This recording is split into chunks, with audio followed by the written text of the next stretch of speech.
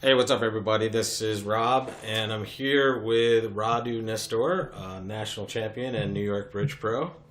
Welcome to the illustrious headquarters of LearnBridge.nyc. Try to contain your excitement, please. Hi everyone, thank you for having me, Rob. I'm glad to be here.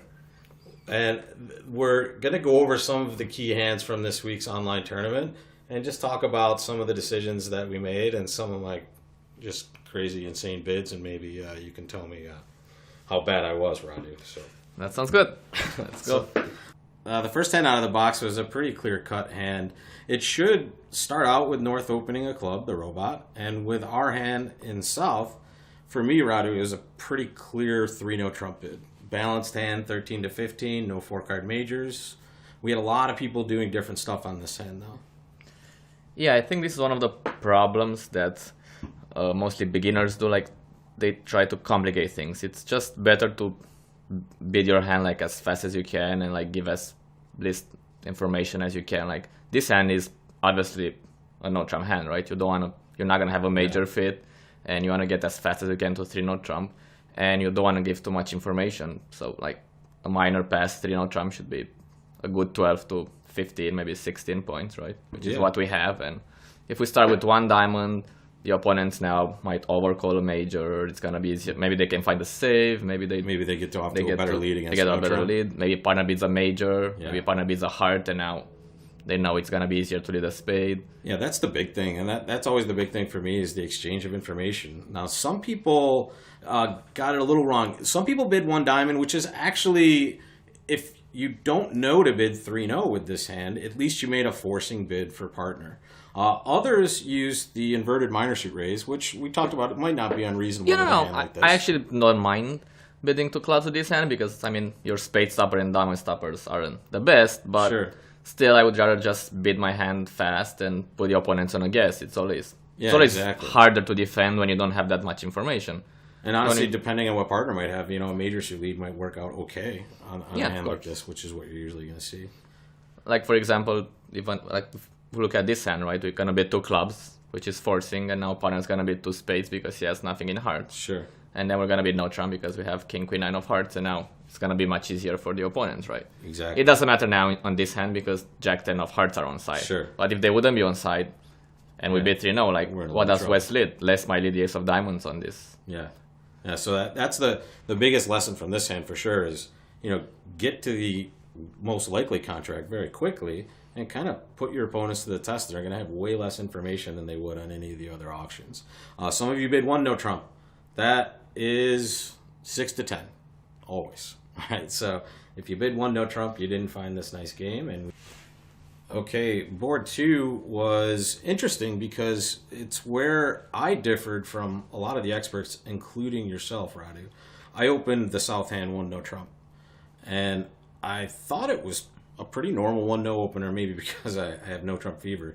I like to open no trump a lot, but I saw that you and Joe Grew and a couple other experts opened one spade with this hand, and I kind of want to know why. So first of all, it's not because of the doubletons. Obviously nowadays people tend to open a no trump with almost all 15 to 17 point hands because it's just, like we were saying earlier, you just want to tell your opponent what you have as fast as you can, and bidding a no trump it's very, very useful. Like your opponent knows you have 15, 17 points, it's a good start. It's easy to get to a game, right? We know we need 25, 26 points to a game, so it's a good start. But when you have 5 in a major and 4 in a minor, it's usually better to open a major because you have a rebid.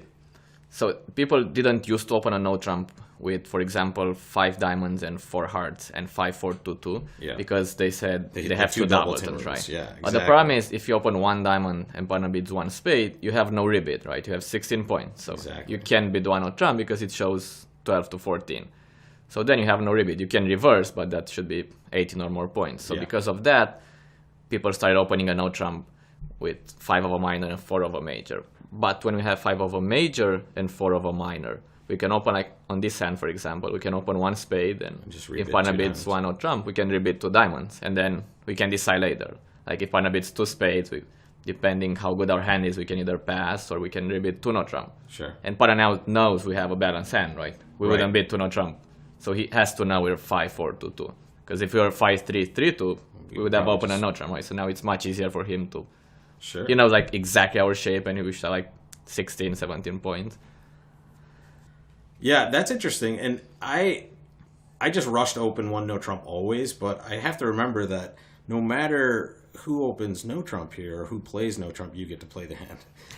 I forget that so often with the robot tournaments. No, I don't mind. It's not like it's a bad bid one on trump, but I do prefer one spade. Yeah, and like first of all, if it you makes don't, so much more sense when you put it that way too, because you just have a natural rebid, and that rebid of a new suit should be like 12 to 17 essentially, right? yeah, something like that.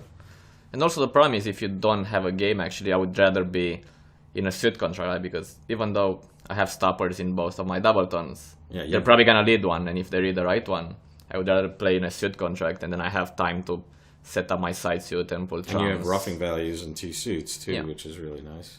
Yeah, as it turns out on this hand, it didn't matter what contract you got to unless you stayed super low. I played 3 no trump, you played 4 spades, and we got the same 5 spade break. So we weren't going to do too much on this hand. Yeah, but for example, if you look at this hand, let's consider spades are going to break nicely. Sure. A club lead is going to be very, very bad for us, right? Yes. Like it's going to make in 3 no trump, it's going to make our life much harder. If we play 4 Absolutely. spades, we probably lose 1 club, 1 diamond, then 1 heart. So like we hope to find the spades, but Right. if we get a club lead, first of all, we have to decide immediately. Yeah. Do we play up the queen or Exactly. not? If we play the queen and he goes king, we know now we're in big trouble. And especially the way the robot leads, you don't even know what the heck they're leading anyway. doesn't if matter, They're it's leading just- 4th pass. They're gonna put us to that problem later anyways, and we know that they're gonna play the ace of diamonds at some point and catch the clubs, and if we don't find a spade, it might actually be even worse, right? Right. We might lose 4 clubs. Yeah. You never know. Yeah. Also, another thing is, so usually when you have 5 of a minor and 4 hearts, you should always open a no trump and you're 5-4-2-2. Yes. If you have 5 of a minor and 4 spades, again, we should not open a no trump because we can over 1 club or 1 Yeah, you diamond. just have 1 spade, If partner right? bids 1 heart, we can bid 1 spade. Sure. And if partner bids 1 spade, we can jump to 3 spades to show 15 to 17 points. So that again, we should not open a no trump with those Interesting. hands. These are clear exceptions to what I teach my students for sure. And I want my students to bid no trump more frequently is because it's an auction that they're very comfortable with, or at least they're more comfortable with it than, the auctions where they're making rebids, once or twice. Yeah, no. So it's okay if you open a no trump, and clearly Radu's laid out a lot of the rules to when you probably should be opening just a suit and then rebidding in a different suit. Yeah, So, no, I agree. It's perfectly fine to open a no trump with these hands too. yeah. And I do it once in a while too, so don't get me wrong. It's not like I never open a no trump if I have 4 Yeah. spades and 5 of I've minor. seen but you do it. I know you do. It's just, in theory, it's better Maybe not. stiff king sometimes. I don't know. I don't know Yes. if I've seen that. All right. So board number 3, you're looking at the way I bid the hand. And I know it's not going to come as a shock to you, but I went all out in this tournament. I chose to open this a no trump because I honestly thought that's what a lot of the other pros would be doing, like Joe or definitely Mikey Berkowitz. I can guarantee, I haven't seen the result, but I bet you Mikey Berkowitz opened this one no trump. Because it's a really good 14, and I don't know, when I play against the robot or with the robots, I like to kind of edge up a little bit. Yeah, I don't mind. This is a hand that it is good, so it's fine. You can open a no trump if you want with this hand. You can upgrade, but I can't say I like it that much. Like I because know. the spade, the only thing I don't like it is my spade spots are very, very bad. I would rather understand. have ace jack 10 9 fifth of spades than ace king fifth, because then I Understood. might Now you have finesse a couple of times, and yeah, even more if of a they chance break for tricks. 4-2, like if I have ace jack 10 9 fifth and there's king and 1 or queen and 1 on side, I'm gonna make 4 tricks, right? Sure. On this layout, you have ace king fourth, ace king fifth, and dummy has nothing. If they break 4-2, doesn't matter how, you're always gonna lose 2 spades. Yep. So maybe if I had like the 10 of spades, like ace king 10 9 fifth, I would definitely open a no trump. Yeah, makes sense. I just, I went for the gusto in this tournament, and I was either going to have like an 80% game or a 2% game, because this isn't the only odd thing I did the entire tournament. But it looks like on a normal auction, even when you open a spade, you're probably going to arrive at 3-0. Some of you did not get to 3-0 trump on this hand, and it's because we either didn't accept the invitation of 2-0, which I saw on a lot of different occasions, and that is, guys, mandatory here. You have a the top of your range, right? You really can't have that much better of a hand here for partner, right? Yeah, of course. Partner, when partner invites, he shows 10, good 10 to 11 points, right? Sometimes even bad 12. Sure. So of course we have to accept. We have prime 14. I mean, our hand is not that amazing because that's why we don't open a no trump, but it's still a decent 14. We have ace king fifth of spades. It's not like we have jack fifth, right? Yep. Our diamonds are queen jack 10. That might be useful. And also the other common mistake on this hand was people were actually passing one no trump, which is a big no-no because first of all, if you're playing 2/1, this should be understood to be the forcing no trump, right? And with a hand like this, that's a maximum essentially. You always want to take a bid, even if you're playing some sort of semi-forcing no trump. Aren't you always bidding with this hand, or are you going to pass sometimes?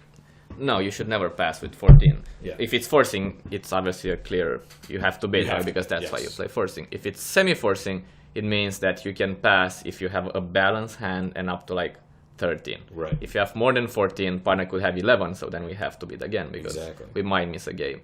Yeah. And if partner is weak, it's not even clear that we want to play one no trump. It might be better into spades because if partner has like 6, 7, 8 points, like we have no heart stopper and only one club stopper. So he's probably not going to have stoppers in other suits. Maybe those other times they just might be signing off in one of the red suits too. Yeah, of course. So who knows? I would rather play on the 2 level in a suit contract if partner is weak, and if partner has 11 or 12 points, Now we're going to miss a game. So yeah, we have to bid when we have 14 points. I absolutely agree. Especially with the robots, it's a forcing no trump. And that's the way you should treat it with the robots. And if you agree to play the forcing no trump, you just don't pass one no trump. If you're playing semi-forcing, you pass with, your very bad balanced hands. Yes, forcing no trumps is a very good convention, and it's very useful, especially in the beginning. It helps you a lot. You can always play at a 2 level. You're never gonna play one no trump when you have like a 6-card suit and you can't bid 2/1, Exactly. right? Because you don't have enough points. Yeah. Okay, Radu, the next one I want to talk about is board 7. And I'm pretty sure everybody played one heart on this hand. Everyone opened a heart and it went pass, pass, pass. The highest scores made 2. Lots of people made 1. And the biggest mistake we saw was they weren't playing the ace and the king of hearts right away. We get a nice gift on the opening lead. They lead a diamond to our king. And then I led ace of hearts, king of hearts, and got the good news, right? Some people were playing ace of hearts low to the jack. And why would we do that in a situation like this? So the only reason why we would do that if like we're afraid of trumps breaking bad, or like maybe if we don't have the 10, like if we would have ace king empty fifth opposite jack third, and it's queen 9 fourth offside, right? Then if we cash ace king, we're gonna lose 2 trump tricks. But this is not the situation. We have the 10, right? Yeah. So there's no point in just playing, because sometimes queen and 1 is gonna be onside or offside, and we're just gonna cash ace king and the queen is gonna drop. Bingo. Of course, we would love to get on the board and take a finesse, but obviously that's why we're playing one heart, because partner has no points. Yeah, exactly. And if the queen drops, like if we play low to the jack and it goes queen, which was queen and 1 onside, we're not gonna get on the board and we lose a trick, right? Yeah. On this board, it doesn't matter if we get on the board because the spade finesse is not onside, but we don't know that. So cashing ace king, might give us 2 tricks, right? Like we don't lose the queen, plus we get to take a spade finesse. Yeah, for sure. It gives us that coveted entry for that play. And yeah, the other part of this, though, is deeper in the hand. After we've drawn trump and taken our spade finesse, the other common mistake I saw on this particular board with people was when we got back in, we did not set up our spades. That's really where I see a lot of leaks in some of the students' games, is they fail to set up their 7-card suits sometimes when it's right for them. So after drawing trump, just playing 2 rounds of spades will set up that 3 of spades in your hand, right? And now you get to take 8 tricks rather than the 7 that some of you took on this hand. So yes, sometimes we have to try other lines of play, but clearly on this board, right, we cannot get any diamonds. We have nothing in clubs, so we clearly have to play on spades. And because we have the 10 on the board, we actually have an extra chance. After we play low to the queen, we cash the ace, and if jack is doubled on either side, now the 10 is good. Yeah. So if the spades break 3-3 or the jack and 1 drops, now we get an extra trick, which we have to go for it. Magic. And that was the difference on this hand. If you scored well, you made 2, and those of you that made 1, I think might have been slightly below average or maybe right around average. But, Yes, you always have to try to go for the over jigs, especially when you have nothing to lose, right? Yeah. We made our contract and we want to get more jigs. Another mistake I see some people make, they see they made their contract and they're just happy they made it and they don't go for over jigs, which is a big mistake if you play duplicate, right? Every trick can cost a lot. Yeah, exactly. Sometimes. And this is the match point problem. Yeah, right? I mean, that's why these tournaments are match points, because those tricks can certainly matter, and it's important to go for them. Of course, that's the beauty of the game, right? You want to take as many tricks as possible. Yeah. And on this hand, it's so safe to take extra tricks that you would do it in either format of scoring. But the tough situations come when, hey, what is the percentage chance of this play winning and producing an extra trick for a higher score? Which is, something you probably think about more often than I do. Yeah, sometimes you even risk the contract to make another trick, but that's not what you should do probably. But unless you're having a really bad game. Yes. And then you go for it. Okay, and last but not least, this was a board that all the experts bid 2 spades, and everyone else was bidding 1 spade.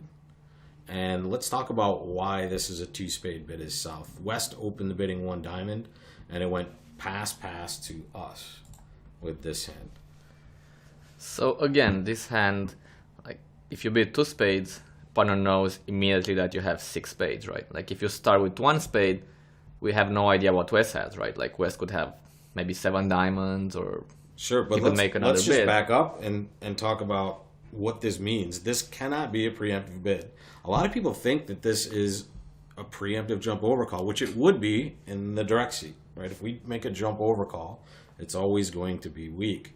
But think about where we are. We're in the balancing seat, right? Yeah, so this like Rob said, this cannot be a preempt, right? Like if you had 6 or 7 points with 6 spades, we probably would just pass because remember, partner had a chance to do something over 1 diamond, right? So even if partner has maybe an opening hand, it's not a good one.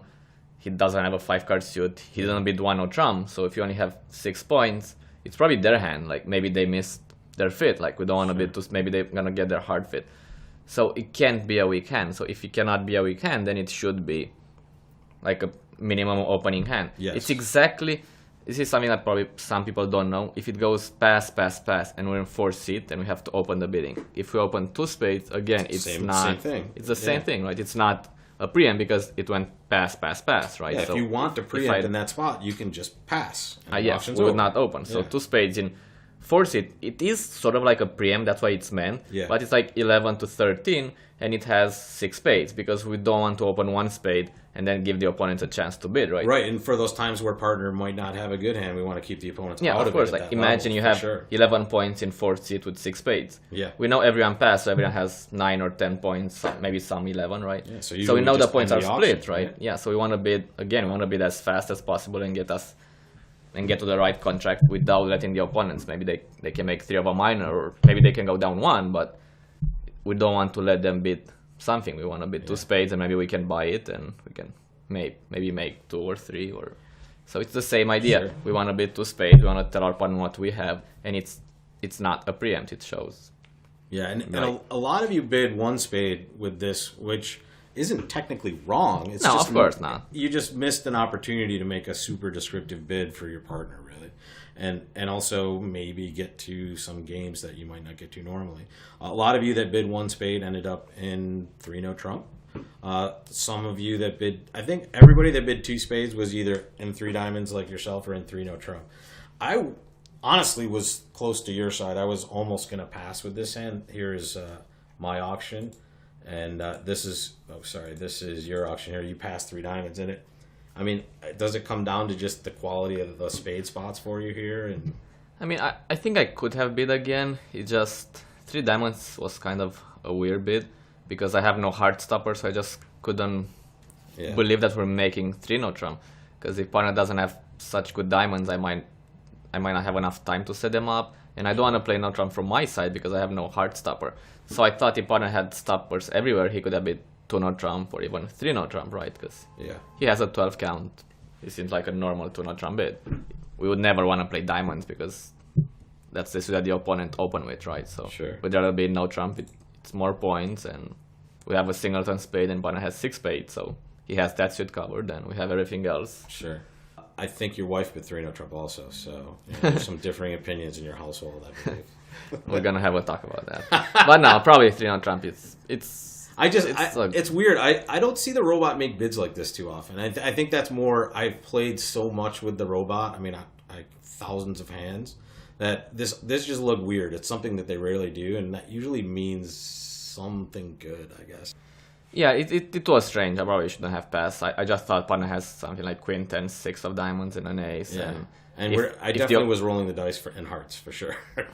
Yeah, of course. But like I was thinking, if he only has queen, 10, 6, maybe even 7th, or like I don't know, and the opponent's duck twice, maybe diamonds break bad. I don't have enough entries, and yeah, I thought maybe they would pass 2 spades with a hand like that though. Like I was thinking, could this just be some sort of terrible sign? Yeah, it looks like it might be forcing. Maybe like he meant it as non-forcing, but like it might be forcing. Let's see what the robot thought it was. Oh, that's why I bid. Sorry, I forgot. I actually did click on that. No, I clicked on that too. I don't see that he has 12, 16 total points. 16. Yeah. So yeah, I think that I'm pretty sure I remember clicking on that and seeing, okay, well this sounds like a good hand. So 3-no. Theory biddable diamond should mean 6. I mean, we already showed the 6 card suit, right? Yeah. So it wouldn't make any sense for him to bid with 5, which is what he has now. But yeah, I mean, I would definitely have thought, they would have offered up some no trump with a hand like this. So that's probably what I would have done. Do you agree? Yeah, I would definitely bid. 2-no trump is probably. Do you bid 3 or 2 over? I would only bid 2-no trump because remember, we could have doubled and then bid our spades, right? If we had. And partner could be a little light in this spot too sometimes, especially if it's a good player. Yeah, of course. But also, because we're in balancing seat, if we double and bid our own suit, right, a power double, it's not as strong as in direct seat, again, because we're in balancing seat. Yeah, it's going to be like a good 15 or something. Yeah, it's going to be a good 15. So partner knows we don't have more than 13, 14 points with 6 spades, right? Yeah. So he could have bid 2-no trump because he has a 12 count. Yeah. And if we do have good 12 or 13 or 14, we're gonna bid 3-no trump. For sure. I don't understand why he would wanna say that he wants to play 3 diamonds. Yeah, I know. Even if we have diamonds, we're gonna be definitely better weird. No I think trump. that's why I bid. It was also, I mean, it just was too weird to pass. And when it said 12 to 16, I said, okay, I'll give it a shot. Yeah, you're right. And I don't like my pass now. I probably should have bid, especially because King Jack of diamonds are good, but something is weird. I mean, that's the big thing sometimes too. Is the robot, in my opinion, complicated the auction to a way too great a degree. And this is always, when you try to get cute at the table, especially with a partner you might not be that familiar with, it's a recipe for disaster. I mean, it seems like such a normal bid just to bid 2-no with the north hand. Yeah, of course. His hand is so no trump oriented. Yeah, exactly. And even if no one bid, and partner, let's imagine no one bid, right? Yeah. And partner showed 6 spades and an opening hand, we'd want to play no trump. Yeah. But because the opponent actually bid diamonds, why would we want to play diamonds now, right? Yeah, exactly. This makes better chance that the diamonds are going to break bad, so of course we want to be no trump. So that's a good one for all you players out there. If there's a more clear-cut bid you can make, don't overthink it. Just make that bid, right? Don't confuse partner, because clearly, it's hard to know what's right when they whip this 3-diamond bid out here as far as, what we're looking at as their hand. Yeah, I totally agree. The robot should have bid no trump because his hand is no trump oriented. Sure. And we're not going to have 4 hearts, right? When we bid 2 spades, we're probably not going to have 6 spades and 4 hearts. So. Yeah. Well, this was a lot of fun. Thank you so much for coming and lending your expertise, sir. I'm sure we'll see you again. Thank you very much. I hope everyone enjoyed it, and see you next time. This is Rob and Radu signing off. Thank you guys for joining us, and we'll see you next week for the 3rd installment of the free online tournament.